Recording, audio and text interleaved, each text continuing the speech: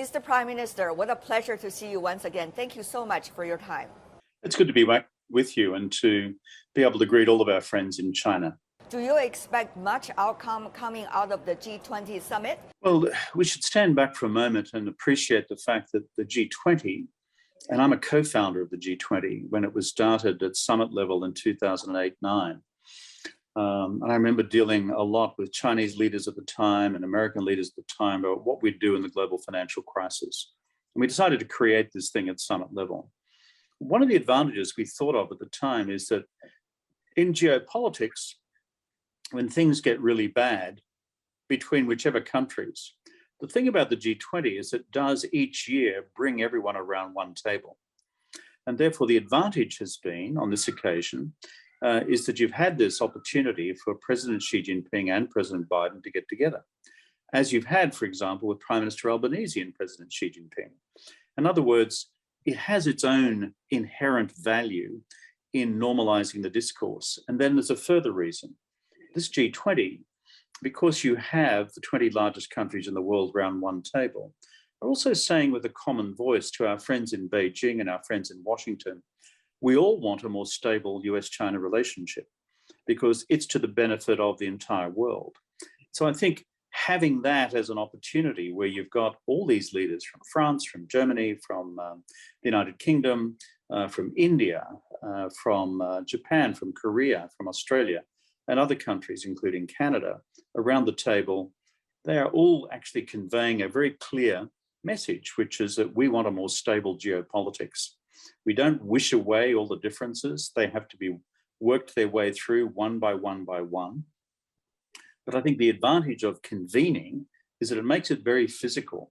People know that the eyes of the world are on these two big countries to seek to resolve their difficulties in a manner which is both peaceful and stable. China-U.S. leadership met and promised to establish a mechanism on strategic consultations and communications. Now, how much do you see that would provide a stabilizing factor to the bilateral relations?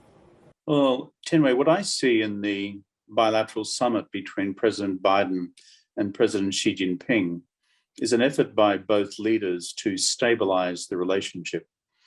You know, and I know, and your viewers know, that the relationship has been deteriorating for quite a number of years now, probably the last 3 years, perhaps even the last 5 years. And as a result, it was in a state of free fall. I think what both leaders decided to do with this summit is put a floor underneath the relationship. And I think that is a good thing, to stabilize it.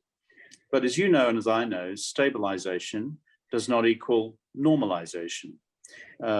So therefore, there's still a lot of work to be done, which is why I'm also pleased to see that in the Chinese readout from the meeting, they've indicated that US Secretary of State Blinken will be traveling to Beijing early in the new year to do work in that area of strategic communication that you just referred to. And I think to construct a number of stabilization mechanisms for the longer term. But at this stage, what we've done is open the door to that possibility. Far better that the door is opened, even if not fully opened. It's far better that that's the case than the door remain slammed shut. We see several areas being mentioned in the readouts of both sides. One is diplomacy, foreign policy, consultations and communication. The other is finance, including microeconomy and also trade and economic ties. Meanwhile, they also pledge to work together for the quote-unquote success of COP27. Now, among all of these points, Mr. Prime Minister, which one do you see might really have a good starting point? Well, I think we should put this work into two categories. One is what I call building guardrails around the overall strategic relationship. And of course, the center question there is Taiwan. When I look, for example, at the language used by Xi Jinping in the Chinese readout, he talks about the need to take measures that help protect the relationship from crisis and conflict. He refers to guardrails such as obviously the three communiques of 72, 79, and 82 between the US and China, each of which deal with Taiwan.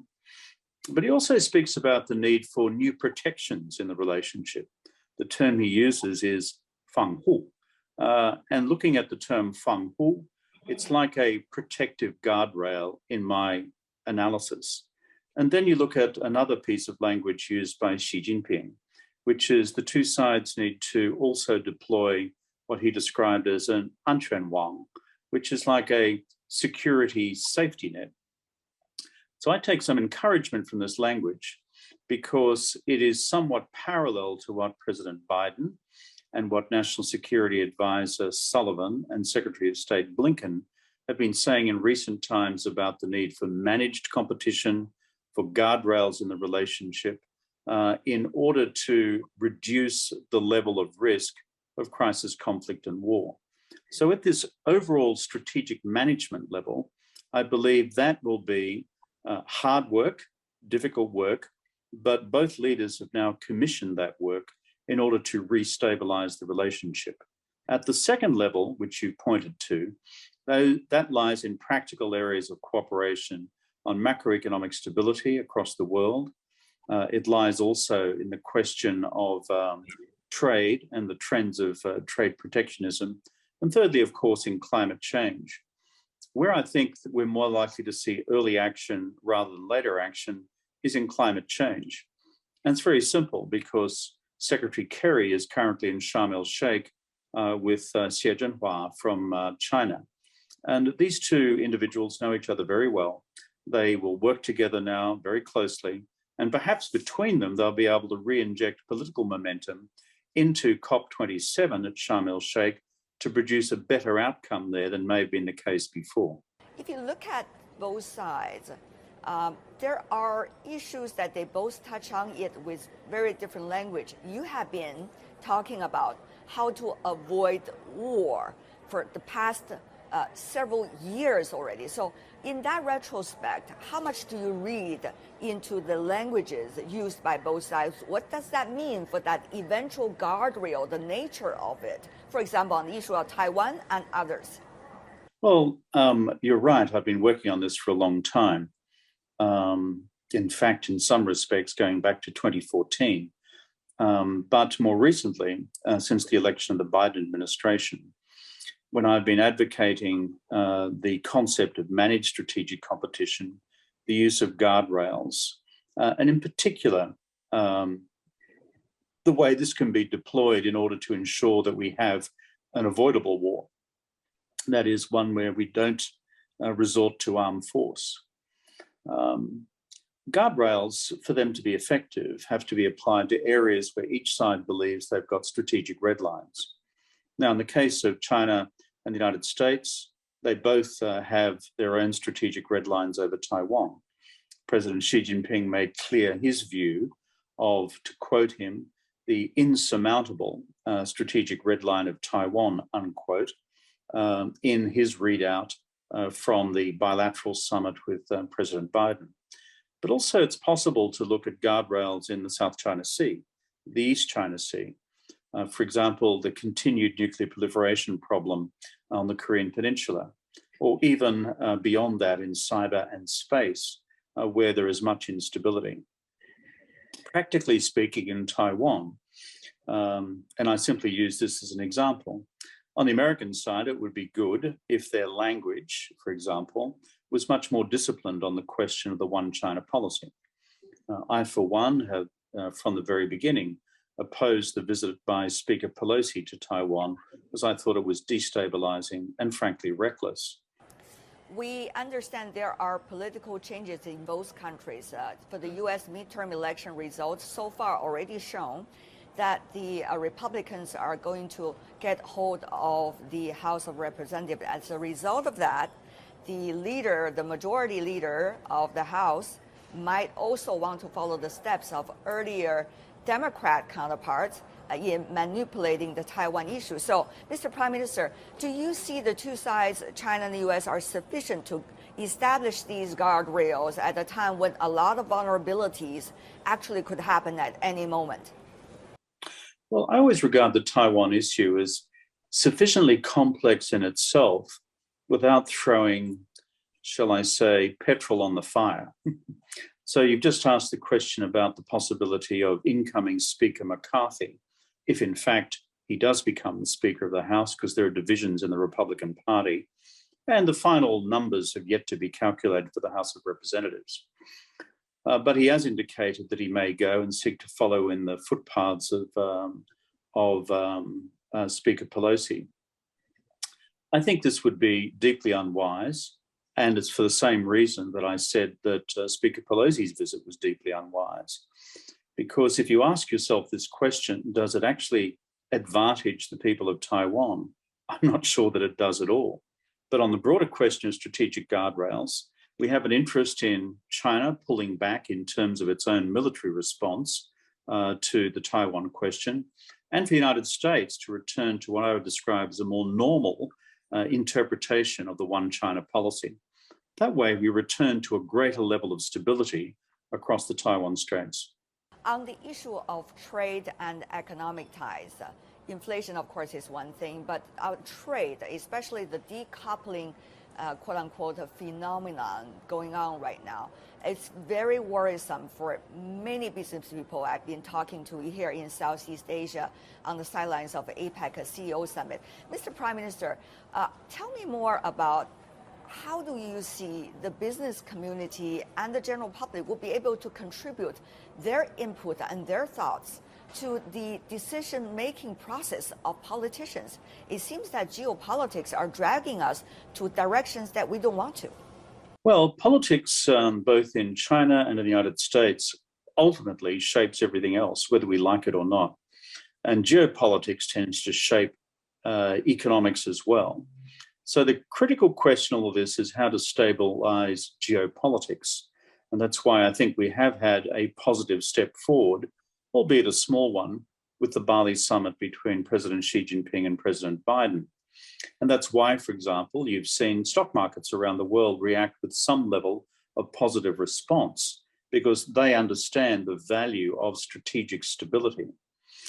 In terms of economic decoupling, I've noted what both the leaders have said about their opposition to economic decoupling.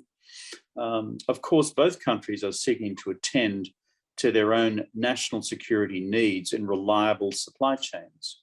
I read very carefully what Xi Jinping said in his work report to the 20th Party Congress.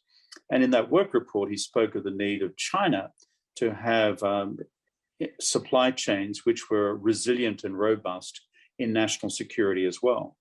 And that is the attitude now by a number of other countries, not just on the question of medical supplies coming out of the COVID experience, where many countries found themselves without sufficient surgical masks, without sufficient medications, without sufficient equipment to deal adequately with that crisis. And that has engendered a broader debate in many countries about, let's call it, national economic self-sufficiency. And as you know, in China, the zili gengsheng debate is also very strong. And so finding the right balance between what I would describe as legitimate zili gengsheng, legitimate national self-sufficiency for one's own national security needs on the one hand, without then decoupling the global economy, that is where the important balance lies for political leaders to achieve. And that can only be achieved if we've got an improved geopolitical environment.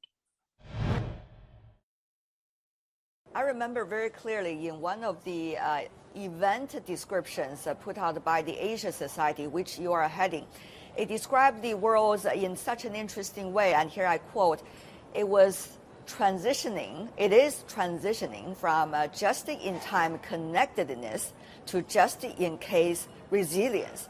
Now, there is a level of emotions one could tell from the description of this. So it seems that now many business communities worried about, at least the people that I talk to, are the sanctions and also the punishments coming from the U.S. side imposed on the Chinese side. And therefore, global businesses do not know how much they have to make an effort in order to diversify. And what does that mean money-wise? And is it affordable at all? So they are really asking who is doing the calculation of numbers and who can tell us whether it's feasible at all, Mr. Prime Minister? Well, it's far better that trade relations are not interrupted, and it's far better that we have open trade. And in terms of trade sanctions, various countries have applied them. As you know, the United States administration, particularly in its statement of the 7th of October on semiconductors, has imposed export sanctions or bans against the People's Republic of China. As I said, what are these things the product of? They're the product of geopolitics and politics. And so we need to be very clear in our analysis about cause and effect. If we can deal with what I describe as the underlying cause here, which is accumulated political and geopolitical distrust, then, let me tell you, the economic arrangements begin to normalize. But unless we deal with the core of this question, which is the level of distrust, then we're going to see a continued polarization of individual countries, let's call it economic, trade and investment arrangements to maximize their self-sufficiency. Now, there's a danger for all of us with this, which is trade has been the great generator of global growth for the last 40 years. And if we start to retard trade across the board, then global growth will slow. It'll damage China, it'll damage the United States, it'll damage all countries. And so we need to be very careful about, as I said, getting the balance right between legitimate self-sufficiency in essential matters while trying to rebuild new levels of, or old levels of political trust and geopolitical trust, which have frankly been shredded over the last 3 to 5 years. Mr. Prime Minister, therefore the legitimate question one would ask, particularly with the ongoing G20 Summit and the APEC economic leaders meeting, is what makes the world go around? What is the logic that you see that prevailing today? Is it about the money makes the world go around, or is it about geopolitics make the world go around, or is it about voices of the public that makes the world go around? What is the logic here? Well, as you know, we have just been through a generation of globalization. And the generation of globalization, which really, I suppose, began at the end of the Cold War and then endured for the subsequent 30 years or so, was a period where underlying geopolitical tensions were put to one side, whether it was between the United States and the Russian Federation, or whether it was between the United States and the People's Republic of China. By and large, from about 1992 onwards, there was an agreement that we should develop the global economy. Fundamental geopolitical suspicions were put to one side, and we decided instead to raise everybody's living standards. And you saw how that benefited the people of China, benefited people right around the world, in fact. I think in the last decade or so, we've started to see the re-emergence of strategic distrust.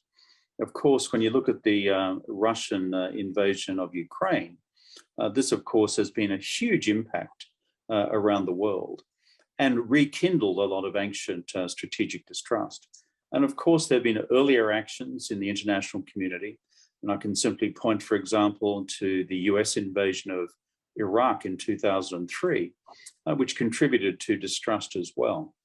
But the bottom line is our political task is to deal with this underlying problem of distrust, because it's this strategic distrust which has frankly undermined the normal processes of economic globalization. Those processes of globalization, which in my own lifetime I've observed Beijing from being a city where everyone rode a bicycle, where everyone was either in a blue uniform or a green uniform, and where I was the only one driving a car in the mid-80s, a beaten up Toyota, up the mains, Zhengguomen and then across Tiananmen, and then Fuxing, and not to see another car in sight. From that Beijing to the one that you have today, and from a Shanghai which I lived in and saw not a single tall building, nothing built taller than any of the old buildings on the Waitan, the Bund, to Shanghai where it is today. The transformation has been huge, but we've now reached this political juncture where political and geopolitical distrust has returned. And unless we can deal with that at its core level, then it's very hard to wave a magic wand and say that we should return to unimpeded economic globalization. As I said, it's a question of cause and effect. In that retrospect, Mr. Prime Minister, what are we seeing right now between China and the United States, the latest bilateral meeting? Is it going to be a temporary moment of all of us on the surface of the water just to take a breath and then once again go down to the troubled water? Or is it going to be the start of something that could, in a way, instrumentally build strategic trust, even small steps from time to time? Well, I've always been a fan of Deng Xiaoping's axiom of 莫之事头过河, which is cross the stream by feeling the stones one by one with your feet. And I think there's a lot of wisdom in this. But of course, if you're crossing a river, you also need to have a common sense of the destination, which is that's the other side. And you're also walking with somebody else as you 莫之事头过河. So I think we should bear that aphorism in mind when we look at rebuilding strategic trust between the United States and China, or at least stabilizing the level of mistrust which currently exists. You spoke before about the short or the medium term, getting a gulp of air before sinking again. Let me try some further Luko and Susiang for you, which is, if you're going to secure the future, it's very important that you navigate the present, because if you don't navigate the present, there will be no future. And so navigating the present is very important, particularly when for the last several years, the US-China relationship has been going down the plug hole. And so therefore, it's important that we navigate the present. We find small stones which we feel across the river, and there is a way in which we can then seek to reach the other side. And again, remember what Deng Xiaoping used to say on big questions, which was, you never know, in the future, there'll be a much brighter generation who'll be able to solve some of the fundamental problems that we haven't been able to solve now. Are you kicking the can down the road, or are we kicking the can down the road? I'm fully in favor of kicking the can down the road, because if the alternative to kicking the can down the road is dazhang, I am the world's best can kicker, because I do not like war. I don't think anybody likes war. And I think we've got a generation of people who have no living memory of what a war was like. And it seems just like a word, W-A-R, or 战争 in Chinese. And for a generation of people, and perhaps two generations of people, it doesn't evoke the reality of what, for example, the Chinese people suffered during the Second World War through the Japanese occupation, or what my own father, who was a serviceman during the war, suffered in terms of the Japanese invasion of Southeast Asia and the attack on Australia. So, we shouldn't fool around with war. Therefore, the question is, how do we build a peace? How do we secure what I've called as being the unavoidable, what I call the avoidable war, in order to make sure that for our kids and our grandkids, like us, they can enjoy peace and prosperity. But that means the hard business of rebuilding strategic trust, or at least rebuilding strategic trust and stabilizing what is currently a very deep level of strategic distrust.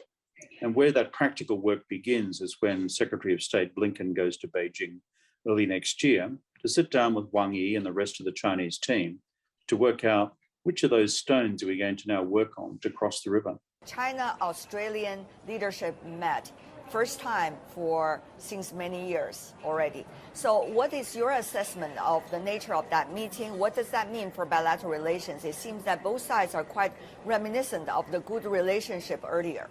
Well, I think it's right. I mean, the 50th anniversary of diplomatic relations occurs on, from memory, the 2nd or the 3rd of December, which is only next month. And so we've traveled a long way since then. And most of it has been a very good journey. Of course, some problems have arisen in recent times.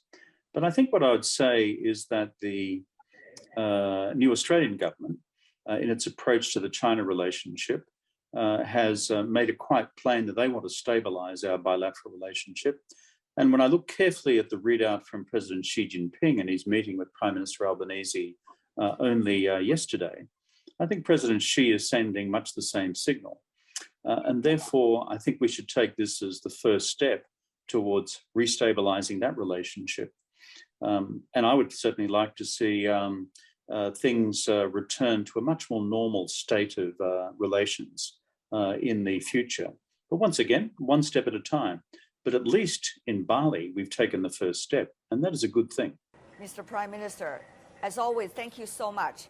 Kevin Rudd, President and CEO of Asia Society. Thank you, sir.